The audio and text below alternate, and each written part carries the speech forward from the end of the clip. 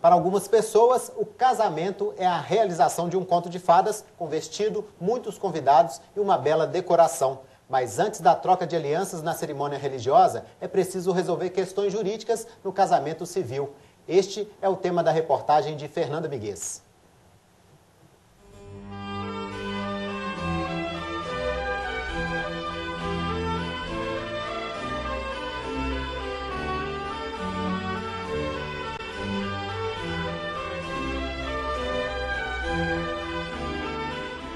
No espelho, o reflexo do sonho de Débora, o casamento. Ela começou os preparativos com antecedência e acredita que esse é o caminho para que tudo dê certo. Primeira coisa que uma noiva tem que fazer é marcar a data, né? Dizem que é só marcar a data que chega. Tem noiva que casa 2 meses e já resolve o casamento inteiro. Mas eu queria fazer tudo com calma. Mas o planejamento vai muito além da escolha do vestido. Quem decide dar valor legal ao casamento tem que tomar providências no cartório de registro civil. A primeira etapa pela qual os noivos passam é a habilitação para se casar. Tem que trazer as certidões de nascimento com data recente, um xerox da identidade, um xerox do CPF e 2 testemunhas, maiores de 18 anos, também com identidade. Thalita e o noivo iniciaram o processo de habilitação e trouxeram as testemunhas, que também serão os 2 padrinhos exigidos no dia da cerimônia. É simples porque podem ser 2 pessoas que conheçam os noivos.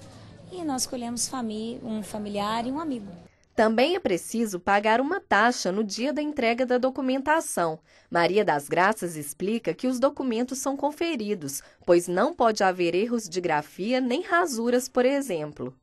Aí é verificado isso, monta-se o processo, né? Faz o processo de habilitação, com nome, filiação, os dados que precisam, monta esse processo, vai para o promotor, corre o edital 15 dias e depois mais ou menos de 30 e poucos dias a pessoa estar habilitada para casar.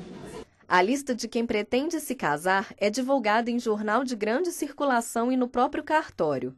E é também colocado ali na parede o edital, o proclama, porque ele corre 15 dias, porque se houver algum impedimento, a pessoa, né, pode reclamar. Na fase de habilitação, os noivos já escolhem a data para a cerimônia. O prazo mínimo é 45 e tem um máximo, que são 90 dias. Mariana e Rafael já passaram por esse processo e voltaram ao cartório no dia marcado para a cerimônia. Certos das escolhas feitas, os noivos confirmam o compromisso com uma única palavra. Sim. O casal aprovou os procedimentos da cerimônia. Achei legal, eu não gosto que nada que demore muito, achei que foi rápido, foi prático, pouca burocracia e praticidade. Eu estou muito feliz também, é um momento muito especial, eu acho que a gente vai ser muito feliz. De acordo com o IBGE, o número de casamentos no país vem crescendo desde 2003. Só em 2009 foram realizados cerca de 930 mil casamentos civis.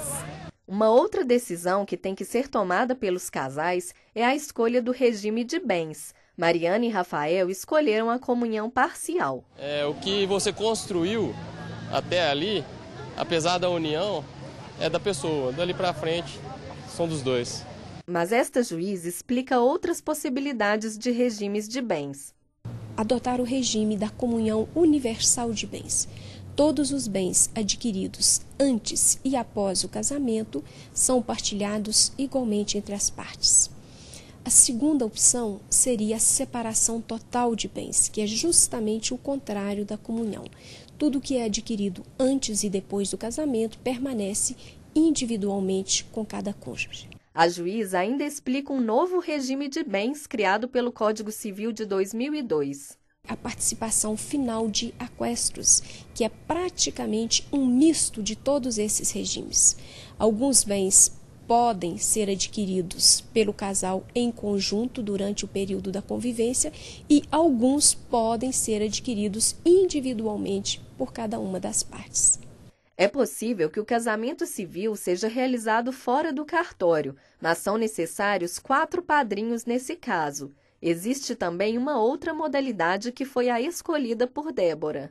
Eu resolvi que eu vou casar cerimônia religiosa com efeito civil. Acho que é mais prático. Então a gente resolveu fazer desse jeito também.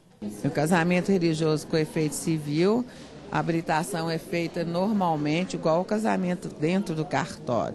Agora, é expedida uma certidão diferente, que é levada à igreja. Depois aí, o casamento, a cerimônia do casamento vai ser realizada lá. Depois que é realizada, eles trazem essa certidão para o cartório, aí a gente vai lavrar no livro próprio. Muitas regras e procedimentos, mas para Rafael e Mariana, o que permanece é o significado deste registro. Não, o Rafa, ele sabe que a primeira vez que eu vi assim, eu já era a pessoa que eu queria para minha vida toda, e ele sabe disso. Ela me completa, eu acho que ela é a esposa que eu queria. Eu acho que o casamento é muito isso. Eu acho que o amor ele é construído. E você tem que estar com a pessoa que te completa. Eu sinto isso por ela. O amor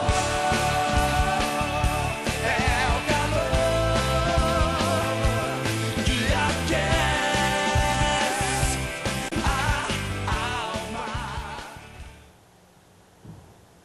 Eu recebo aqui no estúdio o juiz de direito Cleiton Rosa de Rezende, da Central de Conciliação da Área de Família do Fórum de Belo Horizonte. Doutor Cleiton, seja bem-vindo ao nosso programa. Muito obrigado.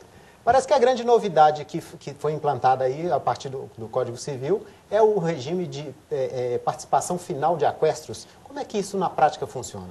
Essa é uma das espécies de regime que o Código Civil prevê. O Código Civil prevê 4 regimes, né? Comunhão universal, comunhão parcial e separação. E essa participação final dos aquestos, que é uma novidade a partir de 2003.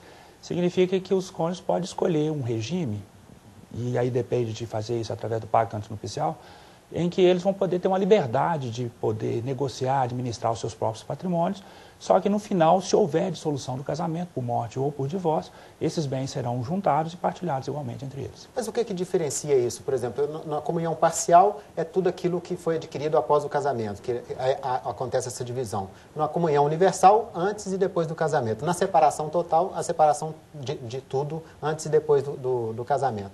Nesse caso do aquestro, qual que é a grande diferença? A gente costuma dizer que é um regime misto. Ele, durante o casamento, ele é como se fosse um regime de separação de bens. Sim. Cada cônjuge administra o seu patrimônio. Depois, se houver dissolução, aí sim nós teríamos o regime de comunhão parcial. Você apura qual que é a participação final de cada um nesses aquestos, ou seja, os bens que foram adquiridos durante o casamento.